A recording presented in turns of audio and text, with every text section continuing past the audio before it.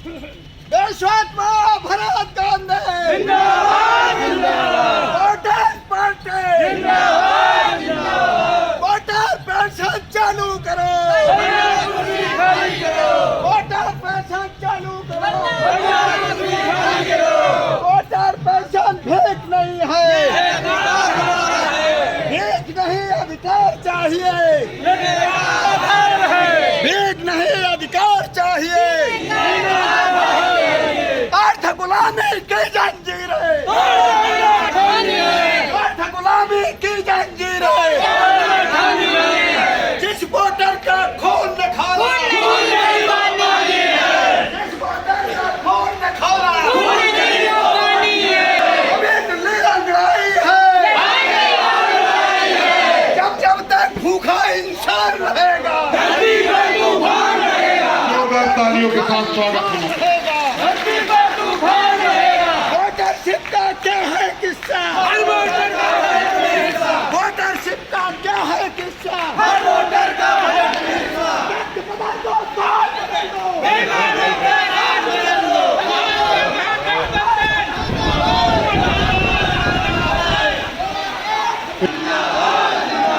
राजकुमार सैनी इलियास आदमी जिंदाबाद जिंदाबाद राजकुमार सैनी गांधी जी जिंदाबाद जिंदाबाद राजकुमार सैनी गांधी जी। यहाँ मौजूद इस महागठबंधन का धरती में बीज डालने वाले दो लोग राजकुमार सैनी जी और साहब सिंह धनगढ़। यहाँ मौजूद हमारे 44 पार्टियों के राष्ट्रीय अध्यक्षगण, उनके प्रदेश अध्यक्षगण, उनके तमाम जनपदों के जिला अध्यक्षगण, उनके तमाम सम्मानित कार्यकर्ता बंधु, मीडिया के बंधु, इलियास आदमी साहब, यहाँ मौजूद हमारे इस महागठबंधन के उत्तर प्रदेश के प्रभारी श्री मौलाना तौकीर रजा साहब और बहुत सारे। सबसे बड़ी बात तो आज की तारीख को तय करने वाला इंसान जो इसमें सबसे ज्यादा सम्मान का हकदार है, हेमंत कुशवाहा साहब। अगर हेमंत कुशवाहा ने ये पहल न की होती तो आज हम लोग यहाँ दिखाई नहीं पड़ते। मुझे लगता है कि पहल करने वाला आदमी सबसे ज्यादा जोखिम लेता है और इसके लिए वह सबसे ज्यादा सम्मान का हकदार भी होता है। और इसीलिए मैं हेमंत कुशवाहा भाई को अपनी तरफ से सम्मान करना चाहता हूं, पूरी वोटर्स पार्टी की तरफ से सम्मान करना चाहता हूं।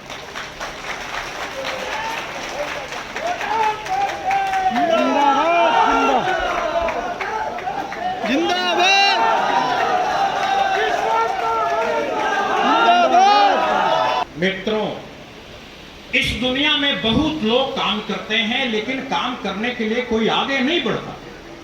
जो आगे बढ़ता है उसकी इज्जत होना चाहिए, उसका सम्मान होना चाहिए।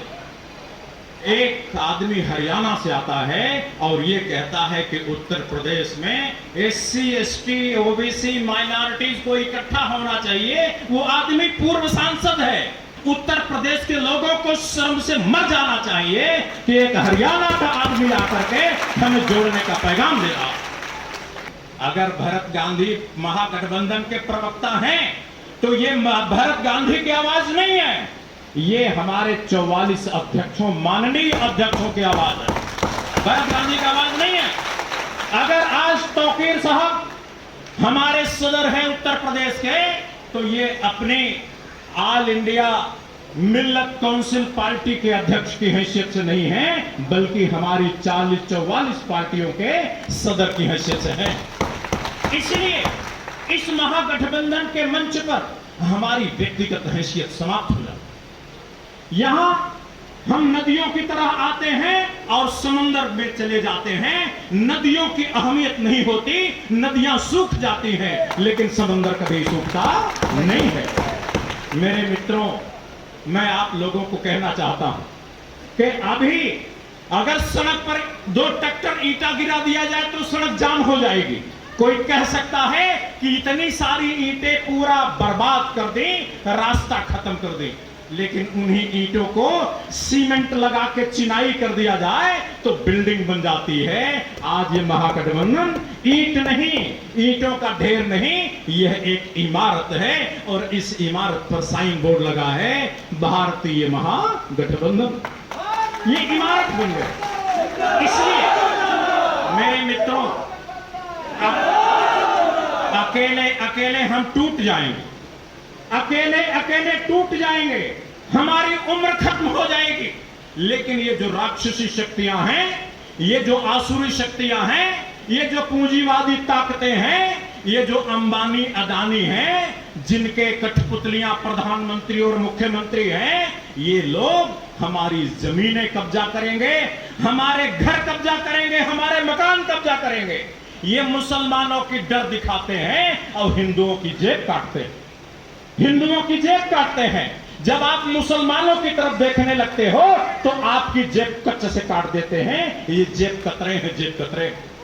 इनको कोई मुसलमान से लेना देना नहीं, ये आपकी जमीन कब्जा करके अंबानी अडानी को देना चाहते हैं। इसके लिए खेती के कानून बना दिया है। आज सीलिंग का कानून है, 10 कुंटल से ज्यादा कोई आदमी प्याज नहीं रख सकता अपने घर में। ये कानून रहने के बावजूद भी प्याज 120 रुपया किलो बिकती है जब अपने टाइम पाती है। अगर ये सारा कुछ प्राइवेट में चला गया, अंबानी अडानी के हाथ में चला गया, तो 2000 रुपया किलो गेहूं बिकेगा, 2000 रुपया किलो गेहूं। और जब जनता कहेगी कि हम मर रहे हैं, हमें खाने को दो, तो ये कहेंगे कि ये तो प्राइवेट हो गया। जैसे डीजल पेट्रोल पर हमारा बस नहीं है, ऐसे गेहूं चावल पर हमारा बस नहीं है, मर जाएगा ये देश। अगर खेती के कानूनों के बारे में अगर आपको ज्यादा जानना है, मेरा देश में सबसे ज्यादा विश्वसनीय 3 घंटे का वीडियो YouTube पर सर्च करिए मेरे नाम से, आप सुनिए। आप लोगों की जिंदगी खतरे में है, आपका भविष्य खतरे में है। हमारे मोहम्मद शोएब साहब बोल रहे थे, इनको अभी 76 साल की उम्र में जेल भेजा था योगी। 76 साल की उम्र में। जानते हैं इनकी गलती क्या है? जिन लोगों को पुलिस वाले कुत्ते की तरह काट लेते हैं और जेल में बंद कर देते हैं मुख्यमंत्री प्रधानमंत्री के कहने से, उनको ये फ्री में मुकदमा लड़के छुड़वाते हैं। ये इनका कसूर है। इस कसूर की सजा ये कि एक 76 साल के इंसान को, हमारे बड़े बुजुर्ग को जेल में डाला, जेल। 76 साल के आदमी को अगर 2022 में आपने भारतीय जनता पार्टी को ना हटाया और 2024 में भाजपा को ना हटाया, तो मुसलमान तो खतरे में ज्यादा नहीं है, हिंदू सबसे ज्यादा खतरे में है। ये हिंदू खतरे में है भाई। इस गठबंधन का लिखित संविधान है, यूपीए एनडीए का लिखित संविधान नहीं है।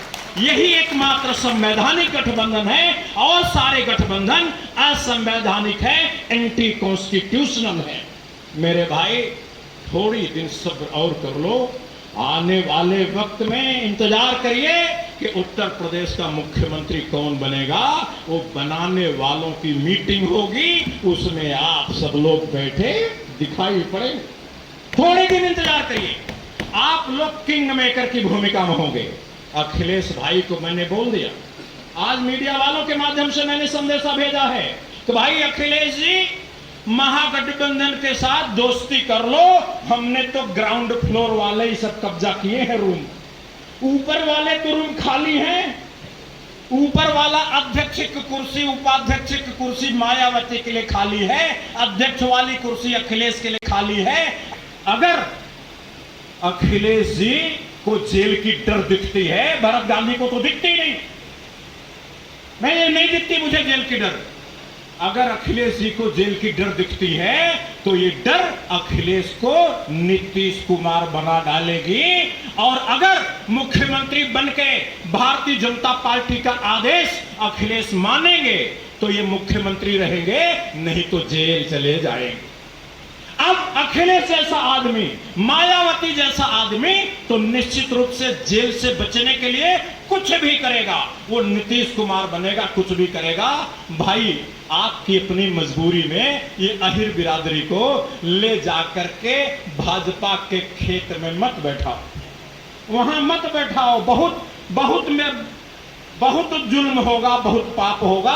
ये पाप मत करो भैया अखिलेश। महागठबंधन में आओगे, तेरे को मुख्यमंत्री भी बनाएंगे और तेरे को जेल भी नहीं जाने देंगे। दोनों काम करेंगे।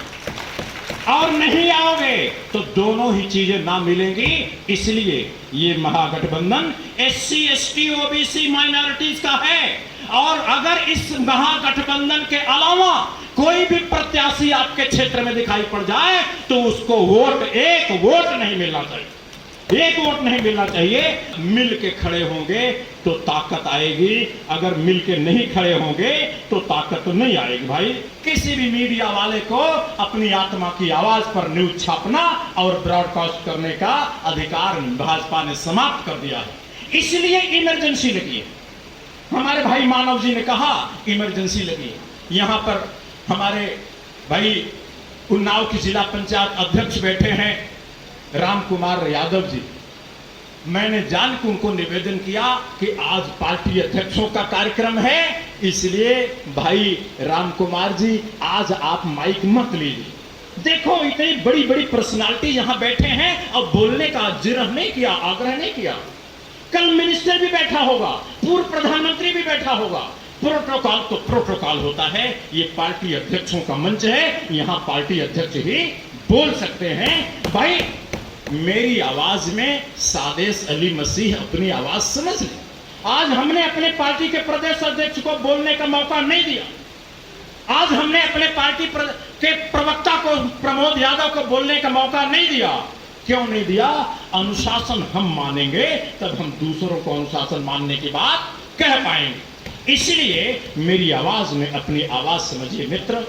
और मैं अंत में आप लोगों को धन्यवाद देते हुए एक बात जरूर कहना चाहूंगा कि सब लोग कहते हैं कि पार्टियों के पास पैसा नहीं है। सब कहते हैं पैसा नहीं है। आप लोगों की भी तकलीफ है, हम तो काम करना चाहते हैं अपनी पार्टी के लिए, लेकिन पैसा नहीं है। जरा YouTube पर थोड़ा सुनो मुझे, हमारी पार्टी के पास पैसा क्यों है? हमने कोई सिस्टम बनाया है भाई। एक हमने जैसे महात्मा गांधी की नोट छपी है ना, ऐसे हमने अपनी नोट छापी है। हमारी नोट चलती है। नोट आपको मालूम नहीं, हमारे पार्टी अध्यक्षों को भी नहीं पता। हमारी नोट चल रही है इंडिया में, हमारी नोट चल रही है और वो गैर कानूनी नहीं है। इतना कानून का ज्ञान हमें भी है। हमने सुप्रीम कोर्ट के वकीलों के साथ, भारत के संविधान विशेषज्ञों के साथ, पुलिस के बड़े अधिकारियों के साथ बात करके नोट चलाई है। नोट हमारी चल रही है और वो नोट पैसे का खजाना पेश करती है। आप लोग भी अपने अपने पार्टी अध्यक्षों को बोलो कि वही रास्ता जो वोटर्स पार्टी वालों ने अपनाया है, वही रास्ता सभी पार्टी वाले अपना लें। आपके पास पैसे की कोई कमी नहीं रह जाए। हमारे बहुत सारे मित्र भी बोले कि भाई भरत गांधी बदनाम है किस बात के लिए? वोटर पेंशन दिलाने के लिए। भाई नेता लोग तो भी देखो हमारे मंचों पर बैठे हैं ना, कितने 44 अध्यक्ष हैं। नेता लोग चुनाव जीत जाएंगे तो इनको तो पेंशन मिलेगी, वेतन मिलेगा, हवाई जहाज मिलेगा। आप लोगों को क्या मिलेगा? आपको क्या मिलेगा भाई? वोटरशिप। अगर आपका मुख्यमंत्री बन गया तो आपको नीचे से हेलीकॉप्टर देखने को मिलेगा, जैसे मायावती के लोगों को मिला, जैसे मुलायम सिंह के लोगों को मिला। तो एक बात समझ लेना कि नेताओं के लिए तो MP MLA की कुर्सी और वोटरों के लिए, पब्लिक के लिए 8,000 रुपया महीना हर वोटर को वोटर पेंशन, वोटरशिप, ये दो काम मिले। और जितने पार्टी के पदाधिकारी हैं, 44 पार्टियों के सभी पदाधिकारी, ब्लॉक के लेवल के, जिले के लेवल के, प्रदेश के लेवल के, गांव के लेवल के, इन सब लोगों को सरकारी कर्मचारियों का दर्जा और उसी के हिसाब से वेतन ये मिलेगा। लेकिन एक बात ध्यान रखना, MP MLA का टिकट सबको मिलने वाला नहीं है। पैसा मिल सकता है, एमपी एमएलए का टिकट नहीं मिल सकता है। मेरे मित्रों, मैंने वक्त ज्यादा लिया होगा, इसके लिए मुझे माफ करिएगा। आप सब लोगों का धन्यवाद ज्ञापित करते हुए कि इतनी दूर से रेल बंद है, बस बंद है, इतनी तकलीफ उठा के आप यहाँ आए, आप भूखे हैं, प्यासे हैं, पानी भी नहीं दे सके, हम भोजन भी नहीं दे सके,